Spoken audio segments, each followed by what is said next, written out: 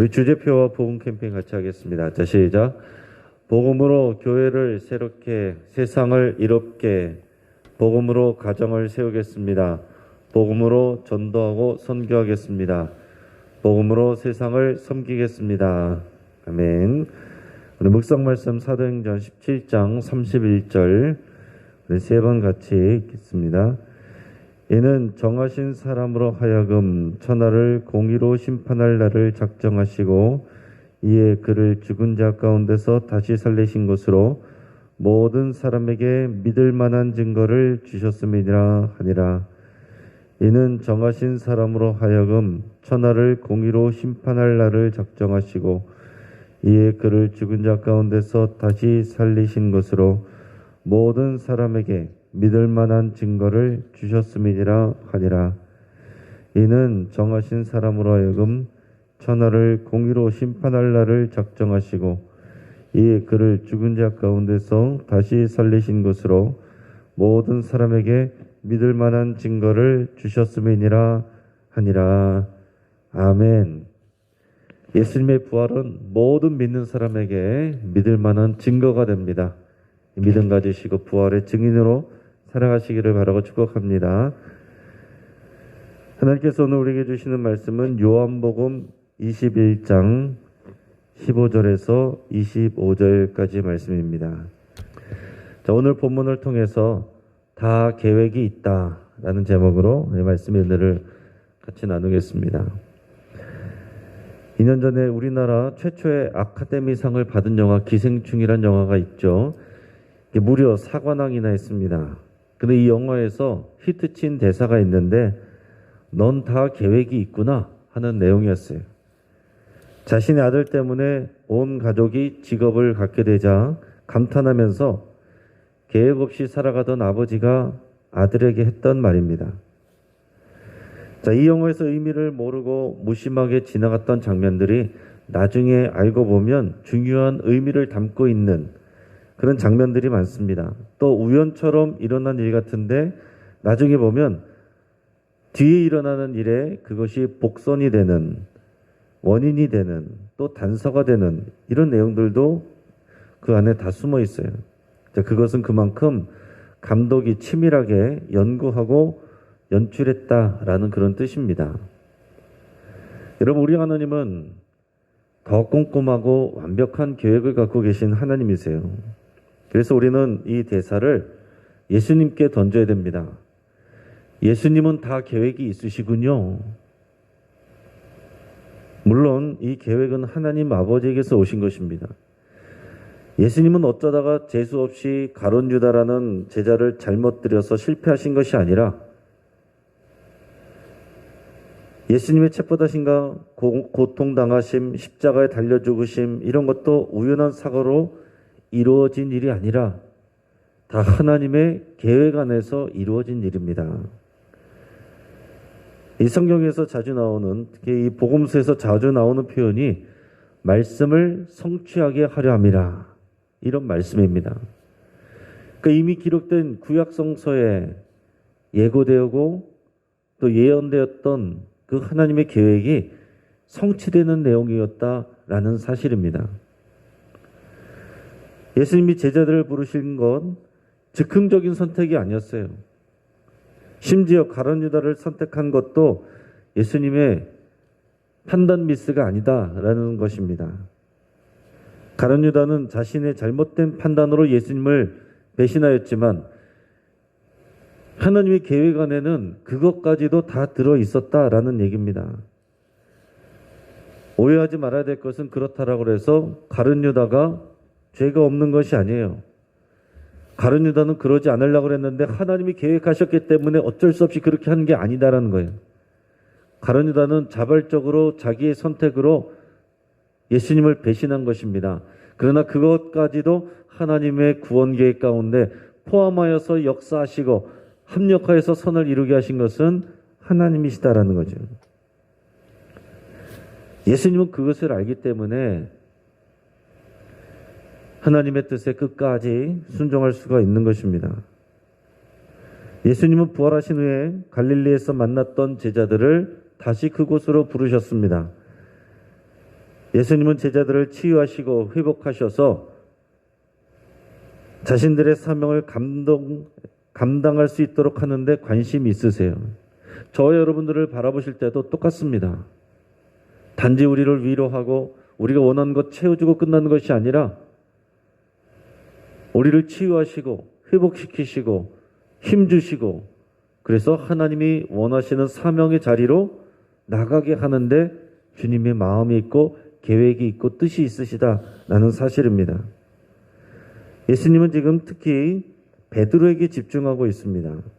그래서 앞부분에서 보면 베드로와 제자들이 갈릴리에서 이 호숫가에서 예수님을 처음 만나서 제자로 부름받던 그때를 예수님이 기억나게 하시고 또 불꽃을 사이에 두고 예수님을 부인했던 이 부끄러운 모습을 기억나게 하시고 또 오병이어의 기적을 통해서 주님 앞에 바른 믿음의 고백을 했던 그 주님 앞에 보였던 그 열심과 믿음 그때를 또 기억나게 하십니다.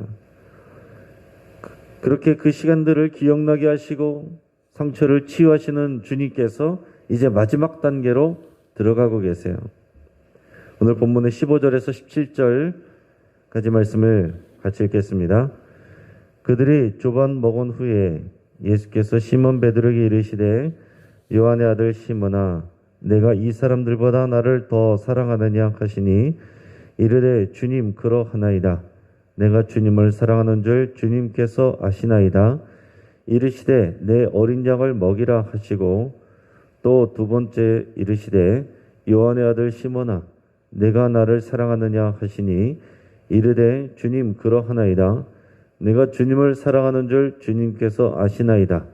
이르시되 내 양을 치라 하시고 세 번째 이르시되 요한의 아들 시몬아 네가 나를 사랑하느냐 하시니 주께서 세 번째 내가 나를 사랑하느냐 하심으로 베드로가 근심하여 이르되 주님 모든 것을 아시오매 내가 주님을 사랑하는 줄을 주님께서 아시나이다.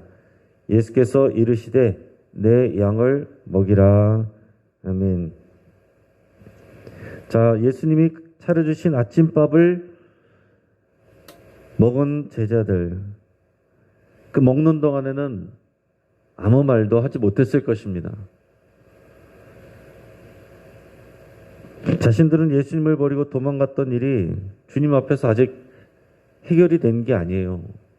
충분히 이 부분에 대해서 사과를 하거나 차라리 핀잔을 받거나 그게 뭔가 지금 정확하게 해결된 상황이 아닌데 부활하신 주님과 함께 이 식사를 나누면서 무슨 말을 할 수 있었겠어요?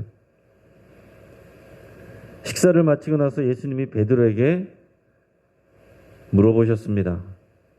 요한의 아들 시몬아, 네가 나를 다른 사람보다 더 사랑하느냐? 자, 원래 같았으면은 베드로야 이렇게 물어보셨을 텐데 맨 처음 만났을 때처럼 요한의 아들 시몬아 이렇게 부르셨어요. 예수님께서 그 정확한 이유는 말씀하시지 않으셨기 때문에 우리가 정확하게 말할 수는 없지만 우리가 상상 유추는 할 수 있습니다. 이 베드로의 원래 이름은 시몬이에요. 그 아버지의 이름은 요한이고 그래서 요한의 아들 시몬아, 요한의 아들이란 말을 바요나라고 해서 바요나 시몬아 이렇게 부르기도 하는데 원래 이름이 시몬인데 베드로를 보면서 예수님께서 너의 믿음이 바위같이 될 것이다. 그래서 바위란 뜻의 베드로, 페트로스라는 이 이름을 예수님이 주신 것입니다. 그런데 지금은 처음 만났을 때처럼 요한의 아들 시몬아 이렇게 부르신 거예요. 아마 예수님을 만나서 그 믿음을 단단히 하기 전에 그 처음 상태로부터 다시 처음 출발하던 그 자리로 돌아가는 것과 같은 그런 느낌일 거예요. 그러면서 예수님이 물어보시는데 나를 사랑하느냐 이렇게 물어보신 것이 아니라 처음에는 여기 있는 다른 사람들보다 네가 나를 더 사랑하느냐 이렇게 물어보셨어요. 왜 그러셨을까요? 바로 얼마 전에 베드로가 다른 사람들은 다 주님을 버리고 도망가도 나는 주님을 절대 떠나지 않겠습니다. 그랬거든요. 내가 주님을 이 사람들보다 내가 더 사랑합니다. 그것을 항상 강조했었거든요. 예수님이 물어보시는 거예요. 네가 나를 이 사람들보다 더 사랑하느냐? 참 난감했을 것 같아요. 왜냐하면 그 마음은 사실 그런데 그렇게 못했잖아요. 다른 사람들은 다 버리고 떠날 거라고 그랬는데 본인은 3번이나 부인하지 않았습니까? 당연하죠. 이렇게 말을 못하는 거예요. 그래도 지혜롭게 말하는데 내가 주님을 사랑하는 줄 주님이 아십니다. 이렇게 물어봤어요.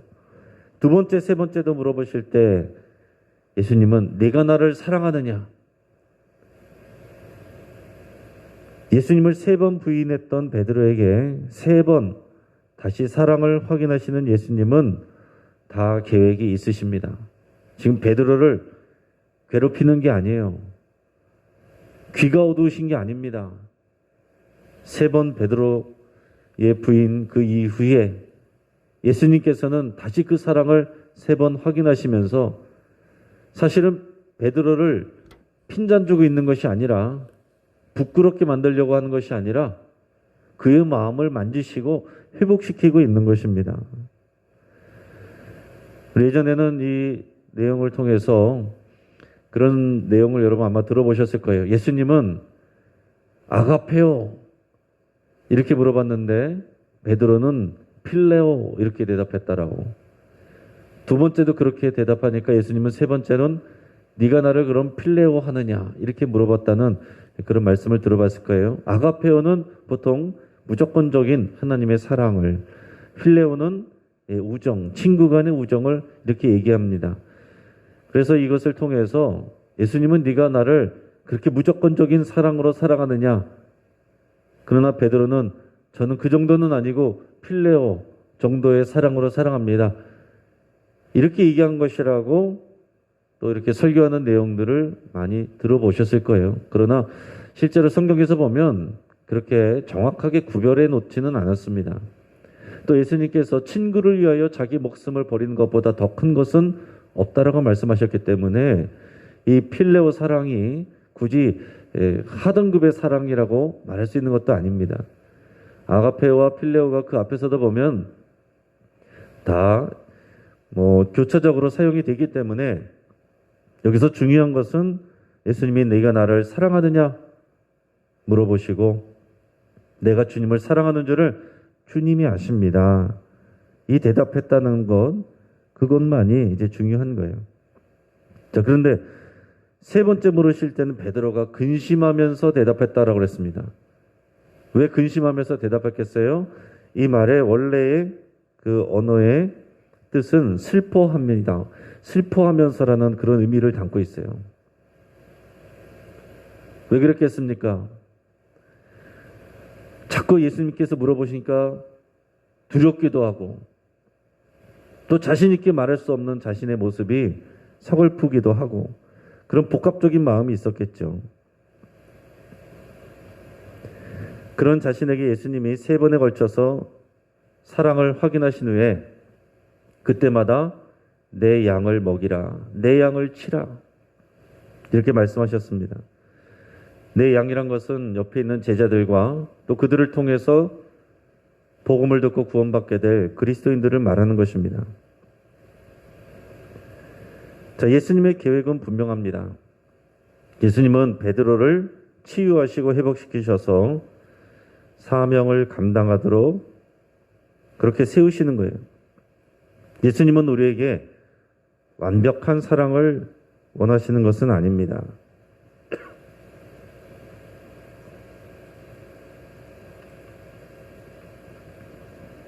예수님이 원하시는 것은 또한 자신감을 원하시는 것도 아닙니다.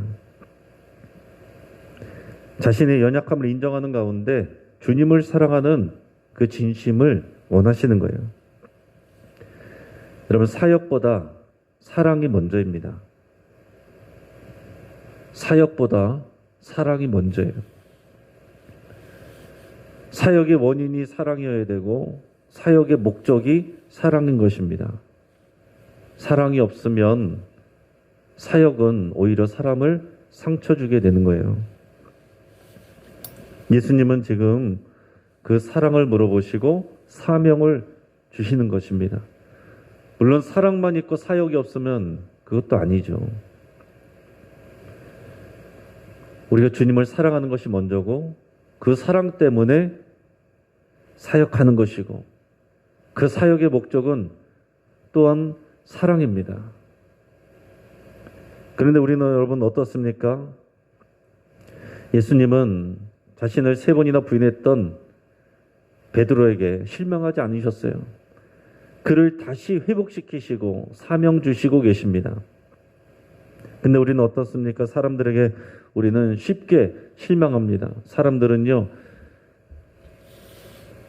나에게 99가지를 잘해줬어도 한 가지를 실수하면 또 상처를 주면 기존의 99가지도 다 의미 없는 것으로 가짜인 것으로 치부하기가 쉽습니다. 다시는 얼굴도 안 보려고 하기도 합니다. 그런데 우리는 예수님 앞에 나갈 때 예수님이 우리를 어떻게 대하십니까? 우리가 99%를 실수하고 실패해도 1%의 그 사랑을 보시고 우리에게 사명을 주시고 믿어주시는 거예요. 우리가 주님이 맡기신 양들, 이 사람들을 어떻게 대해야 하는지를 우리 주님이 보여주고 계신 것입니다. 이어서 18절에서 23절까지 말씀을 우리 같이 읽도록 하겠습니다. 자, 시작. 내가 진실로 진실로 내게 이르노니 네가 젊어서는 스스로 띠띠고 원하는 곳으로 다녔거니와 늙어서는 네 팔을 벌리리니 남이 네게 띠띠우고 원하지 아니하는 곳으로 데려가리라. 이 말씀을 하심은 베드로가 어떠한 죽음으로 하나님께 영광을 돌릴 것을 가리키심이로라. 이 말씀을 하시고 베드로에게 이르시되 나를 따르라 하시니 베드로가 돌이켜 예수께서 사랑하시는 그 제자가 따르는 것을 보니 그는 만찬석에서 예수의 품에 의지하여 주님을 파는 자가 누구오니까 묻던 자더라. 이에 베드로가 그를 보고 예수께 여짜오되 주님, 이 사람은 어떻게 되겠사옵나이까? 예수께서 이르시되 내가 올 때까지 그를 머물게 하고자 할지라도 내게 무슨 상관이냐? 너는 나를 따르라 하시더라. 이 말씀이 형제들에게 나가서 그 제자는 죽지 아니하겠다 하였으나 예수의 말씀은 그가 죽지 아니하겠다 하신 것이 아니라 내가 올 때까지 그를 머물게 하고자 할지라도 내게 무슨 상관이냐 하신 것이라. 아멘. 자, 예수님은 베드로에게 각자의 사명을 감당하면 된다라고 하시는 거예요. 그 말은 하나님은 각자에게 맞는 특별한 계획을 저마다의 다른 계획을 갖고 계시다는 것을 말씀하고 있는 겁니다. 자, 예수님은 베드로에게 그 미래를 알려주십니다. 그 미래라는 것은 어떤 것입니까? 지금 사랑을 확인하고 사명을 주셨는데 그 미래는 죽음을 얘기를 하고 있어요. 남들이 베드로를 끌고 가서 베드로의 팔을 벌린다는 것은 십자가 죽음을 의미한다라고 할 수 있습니다. 알려진 바로는 베드로는 십자가에 거꾸로 매달려 순교했다라고 그러죠. 그런데 이 죽음을 오늘 본문에서는 실패가 아니라 영광이라고 표현하고 있습니다. 죽음을 통해서 어떻게 하나님께 영광을 돌릴 것인지를 예수님이 말씀하셨다는 거예요. 주를 위해서 죽는 것이 하나님께 드릴 수 있는 가장 큰 영광입니다. 젊었을 때는 스스로 띠띠고 원하는 곳으로 다녔다라고 그랬어요. 자기 하고 싶은 대로, 자기가 주인이 돼서 자기가 다 결정하고 자기가 원하는 대로 했다는 것입니다. 그것은 어린 신앙이에요. 미성숙한 신앙입니다. 여러분과 신앙생활하면서 또 기도하면서 우리는 우리의 영향력이 증대하기를 원하고 내가 하고자 하는 대로 다 이루어지기를 원하고 그것이 좋은 것이라고 생각하지만 그것은 성숙한 것이 아니다라는 거예요. 성숙해질수록 끌려가는 것입니다. 주의 뜻에 끌려가고 내가 원하는 대로 사람들을 끌어가는 것이 아니라 사람들이 필요로 하는 곳에 내가 끌려가는 것이 그 사명의 장소로 끌려가는 것이 그게 성숙한 신앙이에요. 예수님이 그렇게 하신 것을 보여주신 것입니다. 마음으로는 거부하고 싶었던 하나님의 진노의 잔을 갈보리산의 십자가 그 언덕에 예수님은 주도적으로 순종하여 끌려가신 거예요. 죽은 자도 살아나게 하시고 마귀도 쫓아내시던 예수님의 그 권능이 있을 때보다 끌려가서 십자가에 달려 죽으시는 그때가 하나님께 향한 가장 큰 영광을 돌리셨던 것입니다. 신앙생활하면서 우리가 오해할 때가 많습니다. 우리가 주님께 믿음으로 나갈수록 더 열심히 할수록 내가 힘이 더 세지고 내 영향력이 더 세지고 내 말한 대로 모든 것이 돌아가고 우리가 그것을 바라면 안 되는 거예요. 다 하나님 앞에 순종해서 부들부들해지고 쉬워져야 된다는 거예요. 하나님이 우리를 어딘가로 하나님이 원하신 곳으로 데려가려고 그러는데 내 생각이 있고 내 스타일이 있고 내 고집이 있어서 안 끌려가고 내가 하고 싶은 걸로만 하려고 하는 그건 미성숙한 거다라는 거예요. 하나님 앞에서 쉬운 사람이 되는 게 성숙한 사람입니다. 사람 간의 관계에서는 어려운 사람이 되는 것이 세상의 성공이라고 말하지만 하나님 앞에서 성숙은 주님 앞에서 쉬운 사람이 되는 것입니다. 여러분 쉬운 사람이 되시고 부드러운 사람이 되시고 여러분 원하는 대로 여러분 하고 싶은 대로 여러분 스타일대로 독불장군처럼 나가지 마시고 우리에게 맡겨주신 사람들이 필요로 하는 그곳으로 끌려가시기를 바라요. 그것을 통해서 하나님께 영광을 돌리는 것입니다. 내 영광을 드러내는 것이 아니라 그곳에 가서 죽는 것이 하나님께 가장 큰 영광을 돌리는 것이다. 예수님이 그것을 보여주고 계신 겁니다. 근데 베드로는 그 상황에서도 순간적으로 뭘 물어봅니까? 옆에 있던 제자, 주님께서 사랑하시던 제자라고 표현했는데 주님께 사랑받던 그 제자는 요한이에요. 이 요한복음을 쓰고 있는 이 요한입니다. 그러면서 요한이 어떻게 될지 궁금해서 예수님께서 사랑하시는 이 제자는 어떻게 되겠습니까? 이렇게 물어봤어요. 여러분 사람들은 기본적으로 비교의식이 있습니다. 내가 받는 고통을 감당을 하다가도 내 동료나 내 이웃이니 또 편하게 있거나 나보다 좋은 것을 가지고 있으면 배가 아프고 화가 나서 내가 감당하던 것도 싫어지기가 쉽습니다. 그게 사람의 마음이에요. 특히 우리나라 사람들이 더 그런 것 같아요. 우리나라 사람들은 각자 우리가 어떻게 하느냐에 여기보다는 다른 사람들은 어떻게 하느냐 여기에 관심이 많아요. 그래서 외국에서 살다 온 사람들은 그런 한국 문화에 대해서 의아하게 여기기도 하고 또 때로는 힘들어하기도 한다고 그럽니다. 특히 여학생들이 외국에 나가면은 너무 편하대요. 왜냐하면 우리나라에서는 학교를 나가면 학교를 가더라도 화장하느라고 시간을 오래 걸리는데 외국에서는 화장을 하든지 말든지 옷을 어떻게 입었든지 머리를 안 감았든지 감았든지 신경을 안 쓴다는 거예요. 그러니까 그 시간들이 줄으니까 오히려 공부하는데 집중이 되고 자기가 하고자 하는 일에 집중을 하게 된다는 것입니다. 그런데 우리나라는 어떻습니까? 오히려 자기 자신을 꾸미는 데 시간을 많이 걸리고 남들에게 어떻게 보이는가 여기에 관심을 갖다 보니까 오히려 공부하는 데보다는 어떻게 있고 어떻게 보이느냐 여기에 더 많은 시간을 들이고 공을 들입니다.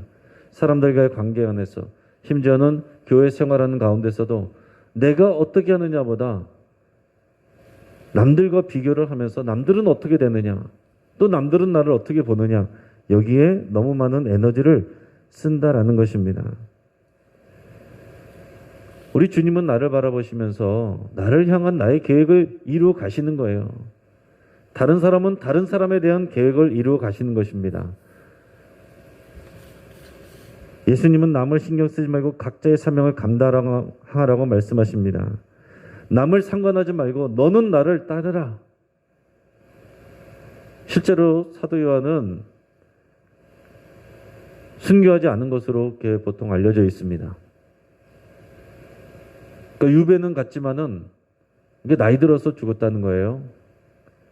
그럴지라도 네가 무슨 상관이냐? 예수님이 이 말씀을 하신 것입니다. 그럼에도 불구하고 오늘 말씀을 보면은 제자들이 나가서 서로 뭐라 그랬냐면은 야, 요한은 안 죽는데 이게 소문처럼 번졌어요.